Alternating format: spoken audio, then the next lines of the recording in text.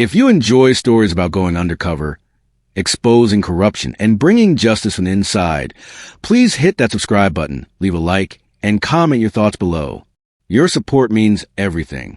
I'm 59 years old, and I never imagined I'd spend 3 months mopping floors in my own company. But when you're losing $2 million a year to embezzlement and can't figure out who's stealing, desperate times call for desperate measures. My name is Henry Blackwood. I founded Blackwood Technologies 35 years ago. We design and manufacture security systems, cameras, alarms, access control. The irony isn't lost on me that someone was robbing a security company blind. It started 6 months ago. My CFO, Margaret Hollis, came into my office looking worried. Henry, we have a problem. Our quarterly profits are down significantly, but our revenue is up. The numbers don't make sense. I pulled up the financial reports. She was right. We'd sold more products than ever. Yet profits had dropped 23%. That shouldn't be possible unless costs had skyrocketed, which they hadn't. Someone's stealing, Margaret said flatly. Money is disappearing somewhere between revenue and profit. We need to investigate. We hired forensic accountants. They spent 8 weeks analyzing everything, found irregularities in dozens of accounts, traced suspicious transfers, identified altered records. But they couldn't pinpoint who was responsible or how the theft was happening. The embezzlement is sophisticated, the lead accountant told me. Multiple people are likely involved. They're covering for each other, manipulating records in ways that look legitimate individually, but add up to massive theft. How many people? I asked. At least 3, possibly more. They'd need access to procurement, accounting, and inventory management to pull this off. After the accountants left, I sat in my office feeling sick. Multiple employees stealing from me. People I trusted. People I'd worked with for years. I called an emergency board meeting. Explained the situation to my 5 board members, all longtime business partners and friends. We need to fire everyone with access to finances and start over, one board member suggested. That's 40 people. I replied, we can't fire half our administrative staff on suspicion. And if we're wrong about some of them, we're facing lawsuits. Then what do you propose? I'd been thinking about this for weeks. I go undercover. I get hired as a janitor or maintenance worker, someone invisible who people ignore while they talk openly. I observe, I listen, I gather evidence from the inside. The room went silent. Then Margaret spoke. Henry, that's insane. You're the CEO. You can't pretend to be a janitor. Why not? No one pays attention to cleaning staff. They're invisible. It's perfect cover. You'll be recognized. Not if I'm careful. I'll change my appearance. Grow a beard. Wear glasses. Dye my hair. Most employees have never met me personally. They just know the name. The executives who know my face are the ones I suspect most. So I'll avoid them during the day and watch them at night when they think no one's around. The board debated for 2 hours. Finally, they agreed to let me try for 90 days. If I hadn't found evidence by then, we'd bring in law enforcement openly. I spent 2 weeks preparing. Grew a beard. Dyed my gray hair brown. Bought thick-framed reading glasses. Practiced walking with a slight limp. Changed my voice to sound less educated. Dropped consonants. Used simpler vocabulary. Margaret helped set up my cover. She hired me through a temp agency we actually controlled. My fake identity, Harold Baker, 62, retired factory worker, needed income to supplement Social Security. My first day at Blackwood Technologies as Harold, the janitor, was surreal. I arrived at 5 a.m. wearing a gray uniform, carrying a mop bucket. The security guard, someone I'd hired personally 3 years ago, didn't even look at my face. Just checked my badge and waved me through. I was invisible already. The cleaning supervisor, Rita, gave me my assignments. You'll do the executive floor, offices, conference rooms, bathrooms. Work finishes by 2 p.m. You talk to no one. Touch nothing except what you're cleaning. Understand? Yes, ma'am, I said in my Harold voice. She looked at me with disdain. And don't steal anything. We got cameras everywhere. The irony was painful. She was warning a janitor not to steal, while executives upstairs were robbing millions. My first week, I just observed, cleaned offices early in the morning before people arrived, emptied trash cans, mopped floors, played the invisible man. And I was invisible. People walked past me like I didn't exist. Had conversations right in front of me about sensitive business matters. Left confidential documents on desks I was dusting. Typed passwords while I emptied their trash cans. The lack of awareness was shocking. These were security professionals who should know better. But cleaning staff were so beneath their notice that I might as well have been furniture. I started with the finance department. That's where the theft was happening. So that's where I'd find evidence. The department head was Thomas Reeves, 48, been with the company 12 years. Sharp dresser, drove a Mercedes, lived in an expensive suburb. On paper, his salary was $90,000 a year. Nice, but not enough for his lifestyle. I cleaned Thomas's office every morning at 6. He usually arrived at 8, so I had time to look around. Not touch anything, just observe. Third week, I noticed something. Thomas's trash can have dozens of small torn paper pieces.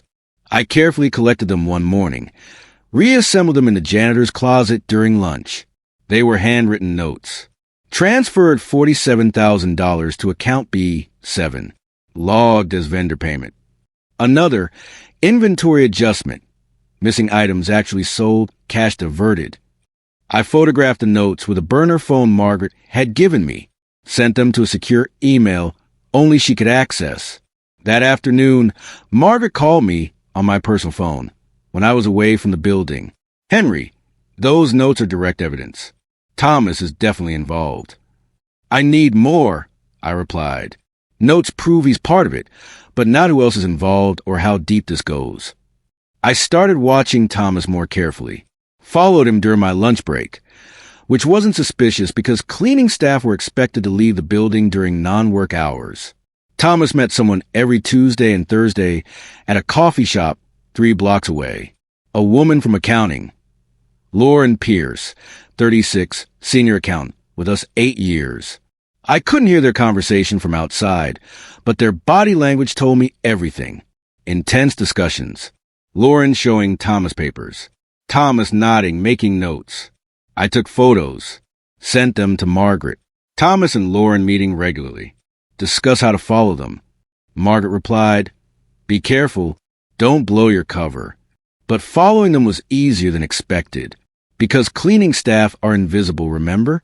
I could sit at the coffee shop in my uniform, having lunch, and they never once looked at me. Never registered that the janitor from their office was 3 tables away listening to every word. "We need to slow down," Lauren was saying.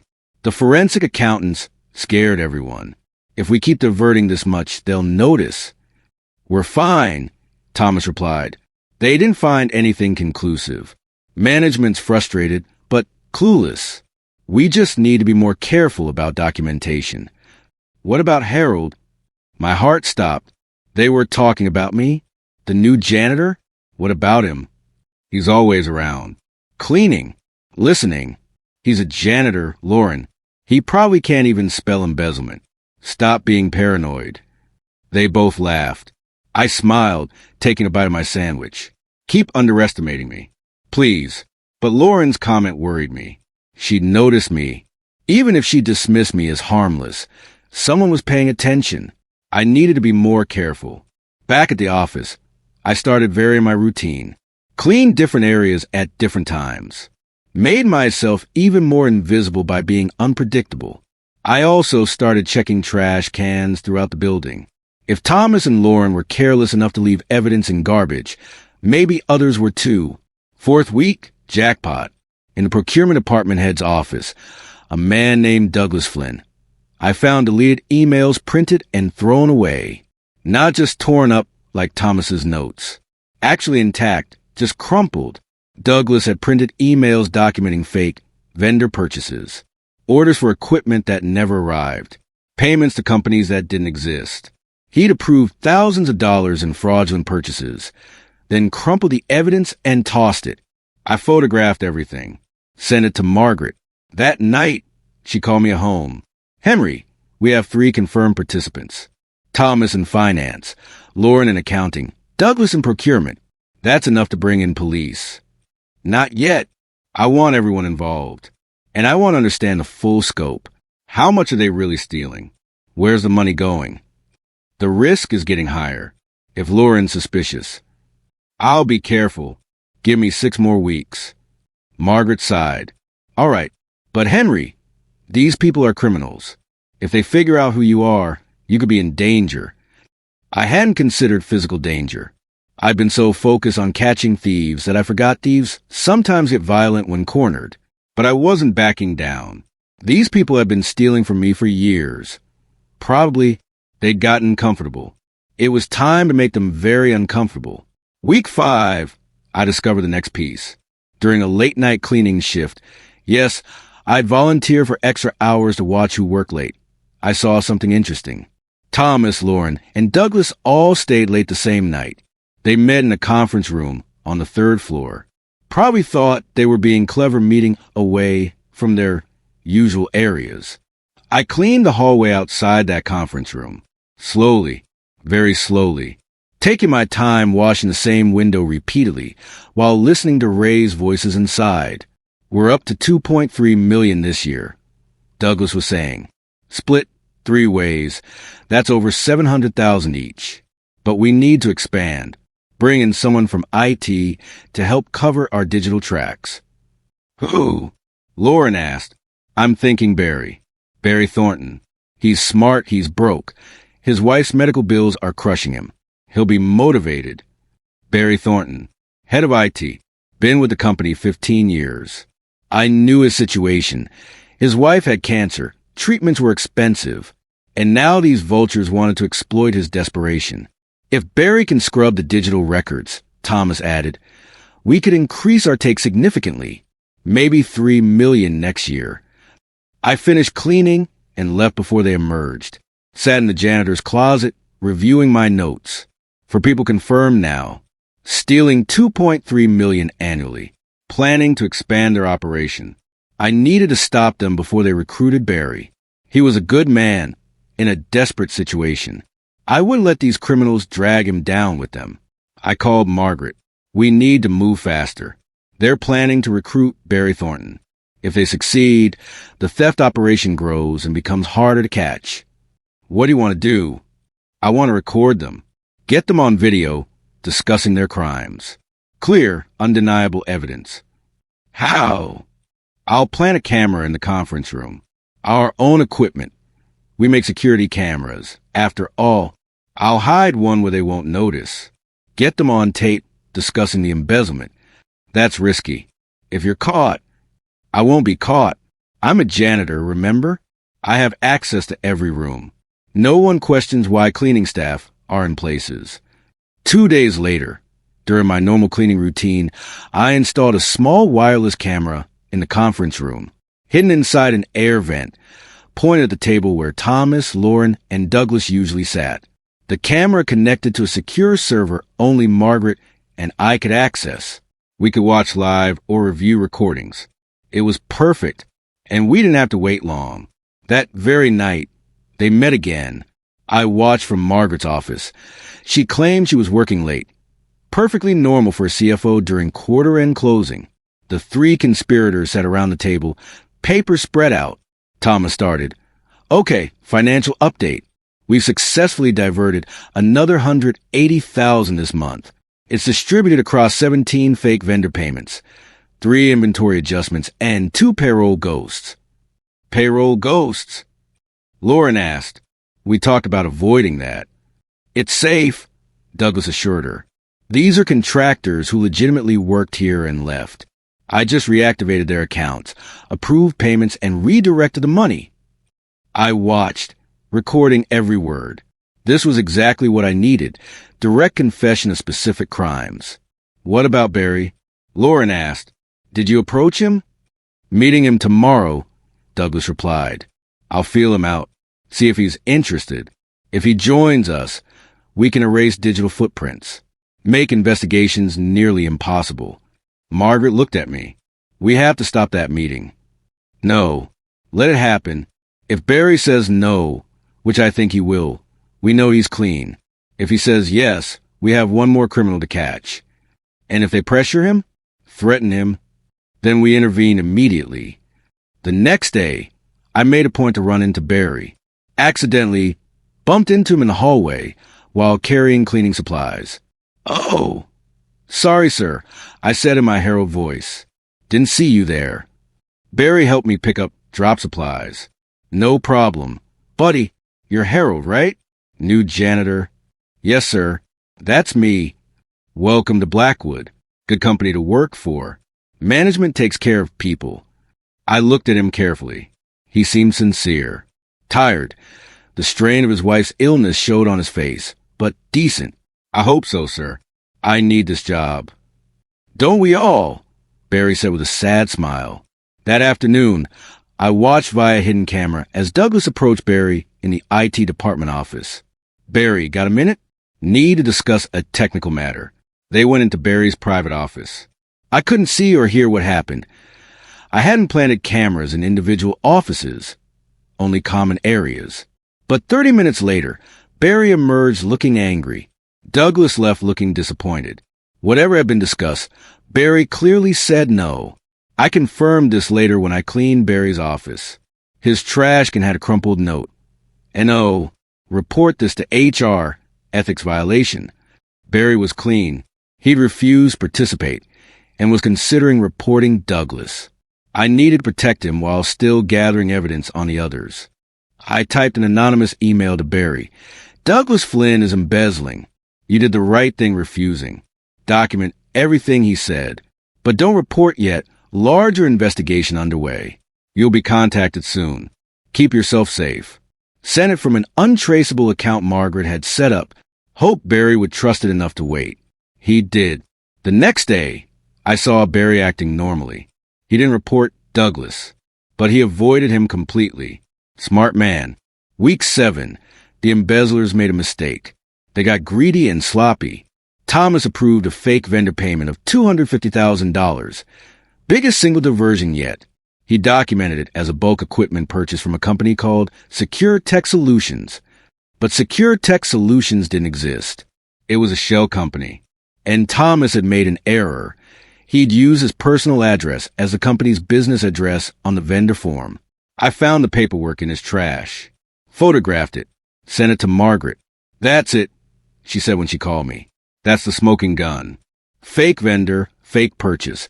Money going directly to Thomas's address. We have him. We have Thomas," I corrected.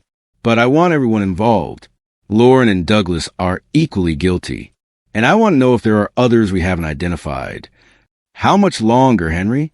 We've been doing this 9 weeks. The board is getting impatient." 3 more weeks. Let me finish this right. But I didn't have 3 weeks. Because the next day, everything went sideways. Lauren figured out who I was. I was cleaning the finance apartment at my usual time, 6 a.m., before anyone arrived. Or so I thought. Lauren came in early that morning. Walked right past me to her desk. I kept my head down, mopping methodically, but she stopped, turned around, stared at me. "Harold," she said slowly. "Yes, ma'am." "You look familiar. Have we met before?" "No, ma'am. First time working here. Been cleaning offices all my life." She kept staring. Then she pulled out her phone, typed something, looked at the screen, then looked at me again. My stomach dropped.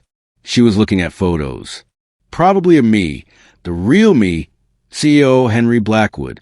"You know," Lauren said carefully, "our CEO disappeared a few months ago. No one's seen him in the building. Some people say he retired quietly. Others say he's conducting business remotely. But looking at you now, with that brown hair and beard, you look remarkably similar to old photos of Henry Blackwood." I kept mopping. "Don't know who that is, ma'am. Just here to clean. The limp is a nice touch, and the voice change. But your height, your build, the way you move, it's him. You're Henry Blackwood." I stopped mopping, looked at her directly, dropped the herald voice. "Prove it." Lauren smiled coldly. "I don't have to prove it. I just have to tell Thomas and Douglas. If I'm wrong, nothing happens. If I'm right, we have a serious problem. And I don't think I'm wrong. She walked to her desk, picked up her phone, started typing a message. I had seconds to decide. Blow my cover completely, or stop her from warning the others. Lauren, put the phone down. Or what? You'll fire me? I've stolen $2 million from you. Mr. Blackwood, I've got lawyers and offshore accounts. By the time you legally fire me, I'll be in a country with no extradition. You won't make it to the airport. You gonna stop me? The 60-year-old CO who's been playing janitor? No, but the police officers waiting outside will. I was bluffing. There were no police officers. But Lauren didn't know that. She hesitated. You're lying. Am I? You think I've been working undercover for 2 months without backup? I have every conversation you've had with Thomas and Douglas recorded.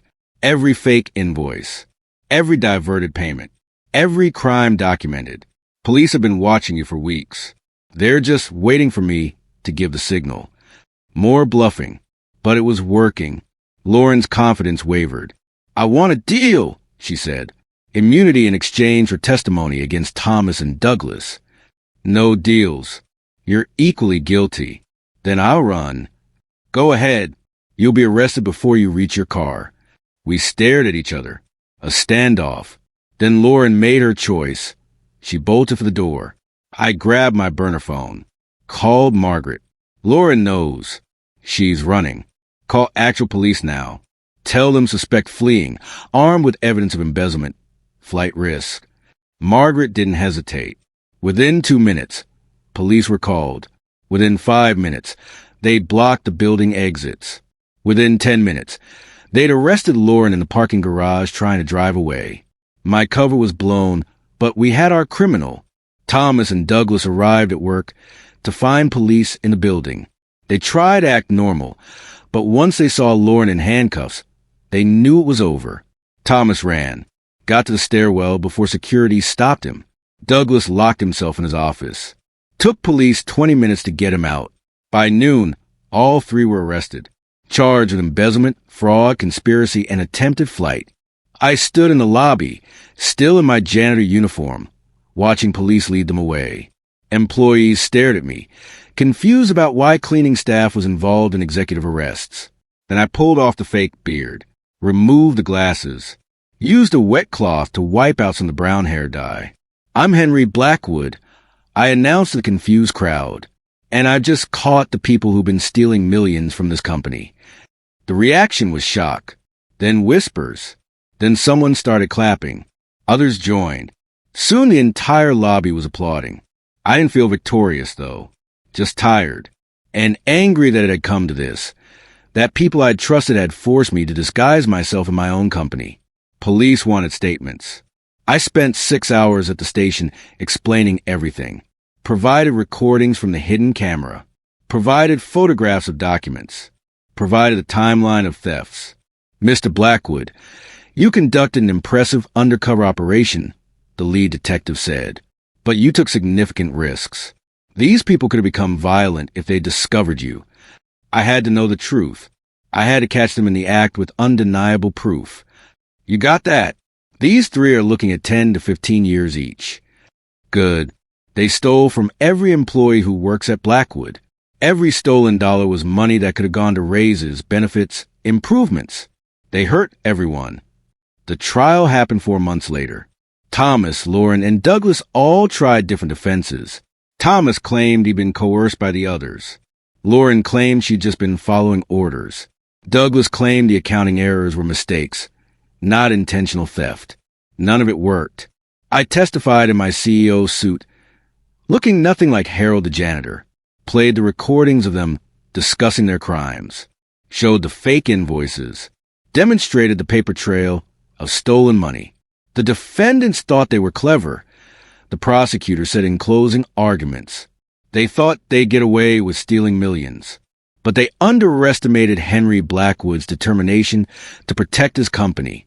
He spent 3 months mopping floors to catch them. That's dedication to justice. The jury deliberated 8 hours. Guilty on all counts for all three defendants. Thomas got 12 years. Lauren got 10. Douglas got 11. All were ordered to pay restitution, though the money they'd stolen was largely gone, spent on luxury items and offshore accounts we couldn't access. After the trial, I held a company meeting. All 200 employees gathered in our largest conference room. 3 months ago, I disappeared. I began. You probably noticed the CEO wasn't around.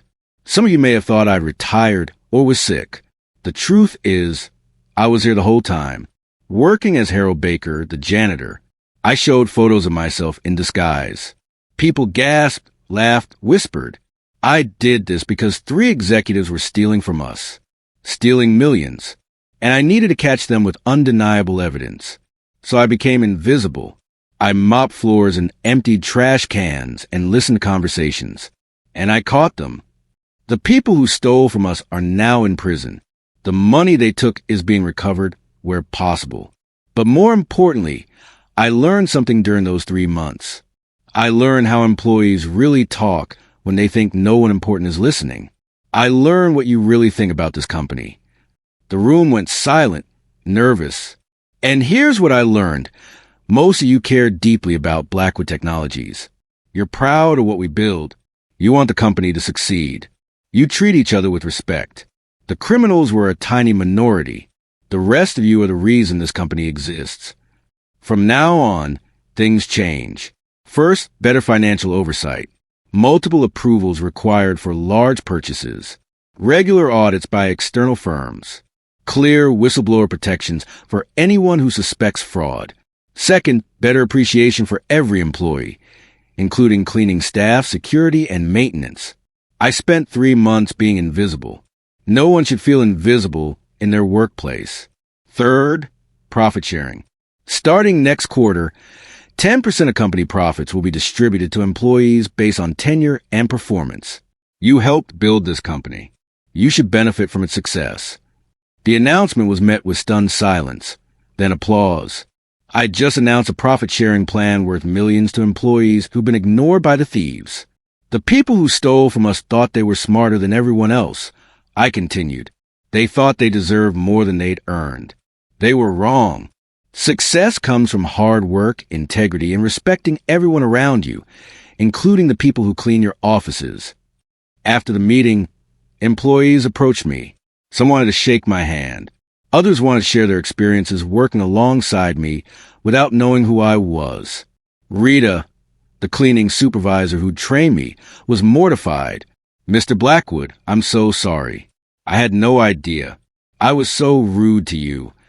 You treated me exactly how you treat everyone, Rita. That's not a bad thing. You're fair and direct. I appreciated that. But I told you not to steal anything. Oh my God, I told the CEO not to steal. I laughed. That was good advice. I didn't steal anything. Barry Thornton found me later. Mr. Blackwood, I got an anonymous email warning me about Douglas. Was that you? It was. You did the right thing refusing him. Thank you for that. My wife's medical bills. I was tempted. For about 3 seconds, I was tempted, but I couldn't do it. Couldn't steal from the company that's been so good to me. And because you made the right choice, you're now eligible for better insurance through our upgraded benefits package. I'm also personally covering your wife's treatment costs for the next year. Barry's eyes filled with tears. You don't have to do that. Yes, I do. You proved your integrity when criminals tried to corrupt you. That deserves recognition. The story went viral, of course. Media loved it. CEO goes undercover as janitor to catch embezzlers. I gave interviews explaining why I'd done it, what I'd learned, how companies can better protect themselves from internal theft. The key, I told one reporter, is remembering that everyone in your organization sees things from different perspectives. Executives see strategy. Middle management sees operations. But the people who clean offices, who work security, who do maintenance, they see everything. They're in every room. They hear every conversation. Don't underestimate them. Do you regret going undercover? No. It was the only way to get the truth. And it taught me more about my own company than 20 years of executive meetings ever did. Would you do it again? I hope I never have to. But if I needed to, yes, in a heartbeat. Other CEOs contacted me asking for advice. How do you prevent embezzlement? Should I go undercover my company? My advice was consistent. Trust but verify. Don't assume loyalty means honesty. Implement strong financial controls. And pay attention to everyone, not just executives. The person mopping your floor knows more about your company than you think. Some implemented better auditing systems. Others hired undercover consultants to observe their operations. A few actually followed my example and went undercover themselves. One CEO caught a theft ring in his warehouse. Another discovered sexual harassment that HR had been covering up. You started a movement, Margaret joked. CEOs pretending to be janitors. Good. Maybe more companies will start respecting cleaning staff instead of treating them like furniture. I kept in touch with some of the cleaning crew I'd worked alongside. They treated me as an equal, shared their lives, included me in their lunch conversations. Those friendships mattered. Rita and I had coffee occasionally. You know what still gets me? She said once. You were actually good at cleaning. I've trained dozens of people. Most are lazy or sloppy. You did quality work. My mother was a housekeeper, I replied. She taught me that every job deserves your best effort. Doesn't matter if you're mopping floors or running a company. Do it right. Your mother raised you well. She did. And she'd be proud that I spent 3 months honoring her profession by doing it correctly. Thomas, Lauren, and Douglas appealed their convictions. All appeals were denied. They'd served their full sentences. I heard through lawyers that Thomas had written me a letter from prison. What does it say? I asked Margaret, asking for forgiveness. Claiming he was under financial pressure, made mistakes, deserves a second chance. Does he admit stealing? Yes, but he claims circumstances forced him. No circumstances forced theft. He had choices. He made the wrong ones. No response needed. Lauren wrote too. Her letter was different. You were right to catch us. I was greedy and stupid. I don't expect forgiveness. Just wanted you to know I'm using prison time to get an accounting degree. Ironic. I know. Maybe when I get out, I can work honestly. That letter I did respond to.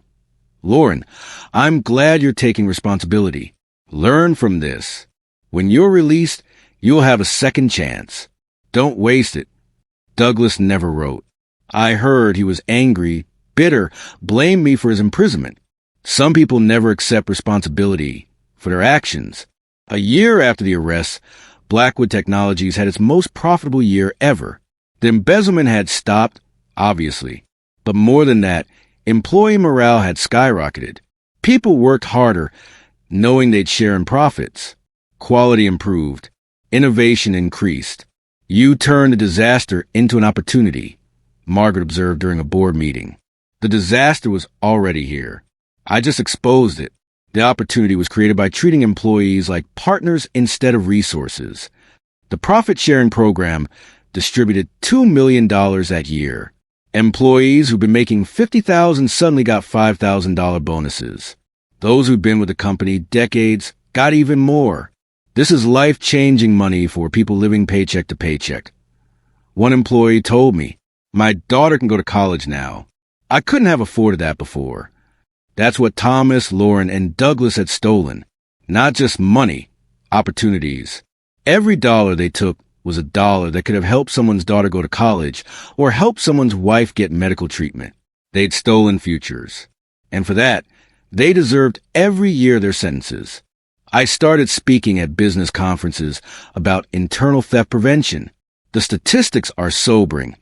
I tell audiences, 75% of employees admit to stealing from their employers at least once. 5% are responsible for repeated, significant theft. The average company loses 5% of revenue to fraud annually. But the solution isn't just better auditing, though that helps. It's creating a culture where theft is unthinkable because employees feel valued and fairly compensated. If people are struggling financially while executives get rich, some will rationalize stealing. If people are treated poorly, some will steal as revenge. Fix your culture. Fix your theft problem. The advice resonated. Companies implemented reforms, improved benefits, Increased transparency. Reports of embezzlement in my industry dropped 12% within 2 years. I'd like to think my story contributed to that. 3 years after my undercover operation, I attended a parole hearing. Lauren's parole hearing. She'd served 5 years and was eligible for early release based on good behavior. "Why are you here?" her lawyer asked me before the hearing. "To speak in favor of her parole." The lawyer looked shocked. "You're the victim. You're supposed to oppose her release." Lauren made terrible choices and paid for them. She's also taken responsibility and worked to better herself. She deserves a second chance. At the hearing, I testified, Lauren Pierce stole from my company, but she's also shown genuine remorse and personal growth. I believe she'll succeed if given an opportunity. I'm willing to provide that opportunity. She can work at Blackwood Technologies in an entry-level accounting position, supervised and without financial access, as part of her parole terms. The parole board was surprised. "Mr. Blackwood, you'd hire the woman who stole millions from you?" "I'd hire the woman who learned from her mistake and won't repeat it. Everyone deserves a second chance." Lauren was granted parole. Started working at Blackwood 2 months later. She wasn't allowed near finances. Worked in basic data entry, supervised closely. But she showed up on time, worked hard, caused no problems. "Thank you," she told me after her first month. "I don't deserve this. You earned it through your actions in prison. Keep earning it through your actions here." Thomas wasn't eligible for parole yet. Douglas was denied parole when he did apply. He caused problems in prison, shown no remorse. They'd served their full sentences. I turned 65 last year. Could have retired comfortably. Instead, I'm still working. Still running Blackwood Technologies. Still remembering the lessons I learned mopping floors. Why not retire? Margaret asked. "You more than earned it." Because I like what we've built. We're not just a company anymore.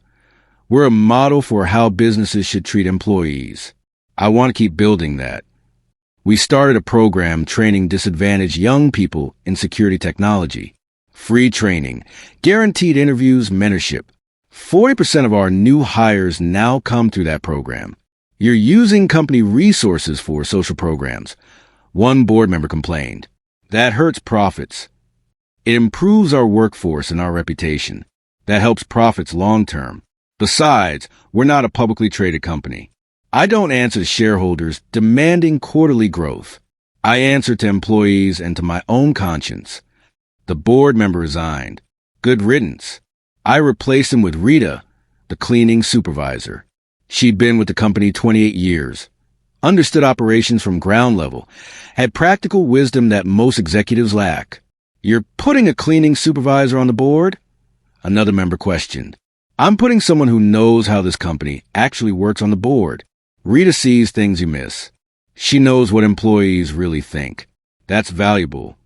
Rita thrived, brought perspectives that transformed how we operated, pointed out inefficiencies executives couldn't see, suggested improvements that came from understanding the actual work being done. "I used to clean these offices," Rita said during one board meeting. "Now I help decide what happens in them." It's surreal, but also right.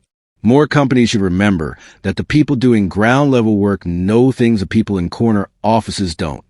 Today, Blackwood Technologies employs 300 people. Revenue exceeds $50 million annually. Profit margins are healthy and growing. Employee retention is 92%. Nearly unheard of in our industry. What's your secret? Business reporters ask me. No secret. Treat people fairly. Pay them well. Listen to them. Give them ownership. Not just literally through profit sharing, but emotionally. Make them feel like partners instead of employees. When people feel valued, they work harder and stay longer. But your undercover operation, that was about catching criminals. How does that fit with your philosophy of trust? Trust doesn't mean being naive. You can value people while also implementing systems that prevent theft. The two aren't contradictory. I trusted my employees, which is why the betrayal hurt so deeply. But I also accepted that some people will always choose greed. The systems I implemented protect the honest majority from the dishonest minority. Would you go undercover again? If I had to? Yes, but the better question is whether I'd need to.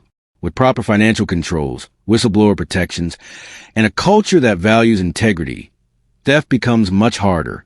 Prevention is better than detection. I retired from speaking engagements last year, told my story enough times. Now I focus on running the company and mentoring young business owners. One mentee asked me recently, what was the hardest part being undercover? Being invisible, I replied without hesitation. I'm used to people acknowledging me, listening to me, respecting my opinion. As Harold the janitor, I was nothing. People ignored me, talked over me, dismissed me. It was humbling and infuriating. But that invisibility is what made your operation work. Exactly. And it taught me something crucial. Every person in an organization deserves to be seen and heard, not ignored, not dismissed, seen. I was lucky. I knew my invisibility was temporary. But for actual janitors and cleaning staff, that's their daily reality. We need to change that. We implemented policies, making that change real. Cleaning staff now attend quarterly company meetings. They have representatives in management discussions. They're included in profit sharing at the same rate as other employees. They're no longer invisible. Some executives think you're too focused on low-level employees, Margaret mentioned once. Those executives can find other companies to work for. I replied, Blackwood values everyone equally. That's non-negotiable. Thomas was released from prison last month after serving 10 years. He's 58 now, broken by prison, blacklisted in the business world. He wrote asking if I'd hire him. I didn't respond directly. Instead, I sent information about our training program for people with criminal records. If you're genuinely committed to starting over, prove it to the program. Complete the training, demonstrate reliability, show that you've changed. Then we'll talk. Thomas enrolled. Time will tell if he means it or if it's another manipulation. Douglas will be released in 2 years. I doubt he'll contact me. Some people stay bitter forever. Lauren still works at Blackwood. She's been promoted twice, small promotions, always with supervision. She's dating someone nice, rebuilt her life, pays restitution monthly from her salary. She's a success story of redemption. Do you ever regret giving her a second chance? Margaret asked. Not once. Lauren learned her lesson and changed. That deserves recognition. Thomas might surprise you too. Maybe. I hope so. But hope doesn't mean trust.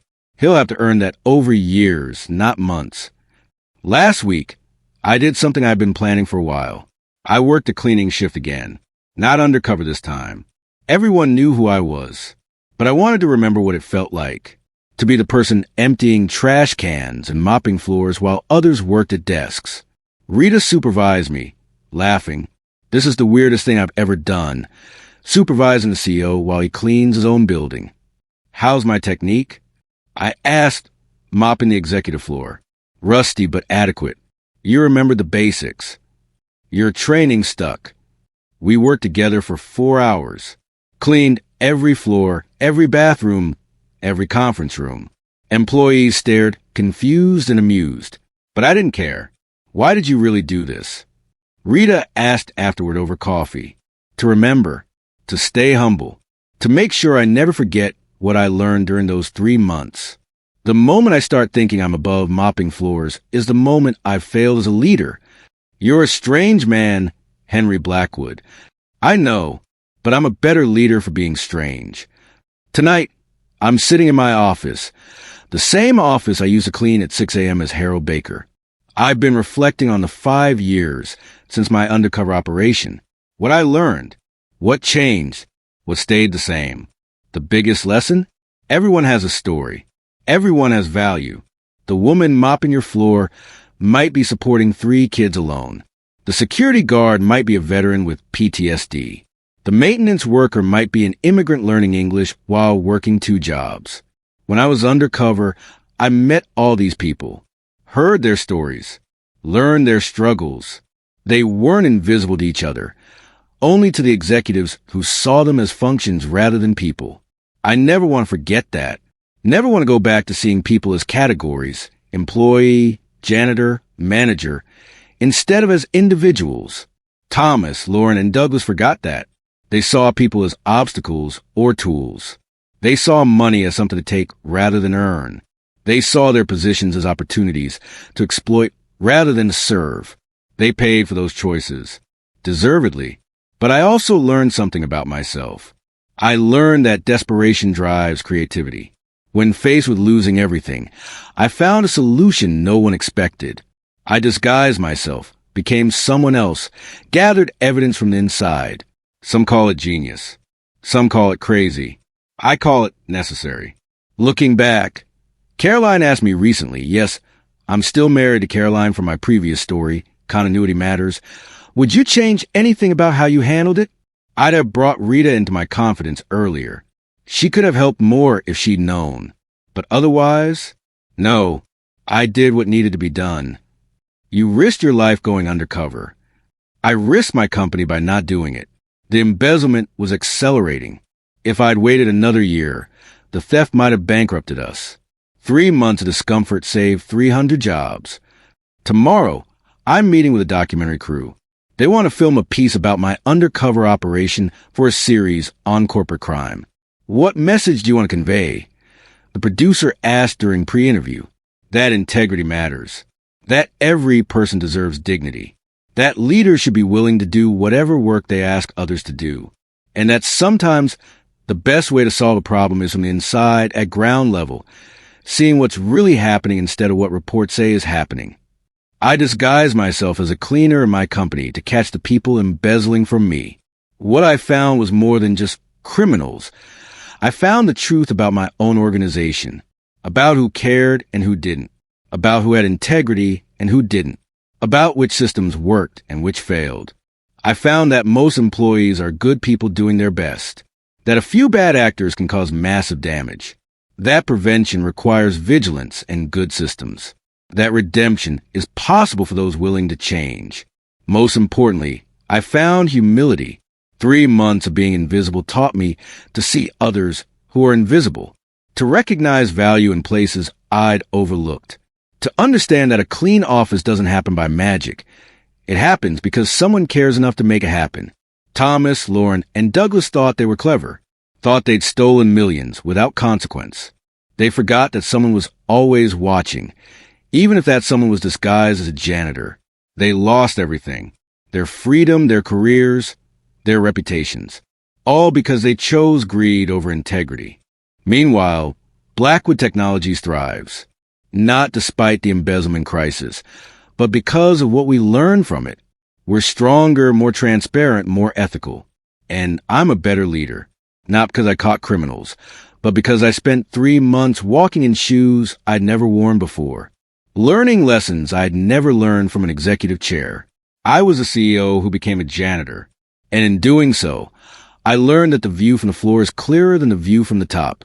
When you're down there cleaning up other people's messes, you see exactly who's making them. I disguised myself as a cleaner to catch embezzlers. But what I really caught was perspective. And that's worth more than any amount of recovered stolen money. Some lessons require you to get your hands dirty. Literally, I mop floors to save my company. And I'd do it again tomorrow, if needed, because that's what real leaders do, whatever it takes to protect the people who depend on them, even if it means disguising yourself as someone else to discover the truth. The truth was worth finding, and the people who worked honestly deserved to be protected from those who didn't. That's the story. That's what I found when I went undercover as a cleaner in my own company. And if you're a business owner reading this and suspecting something's wrong in your organization, maybe it's time to mop some floors yourself. You might be surprised what you discover when people don't know who's listening.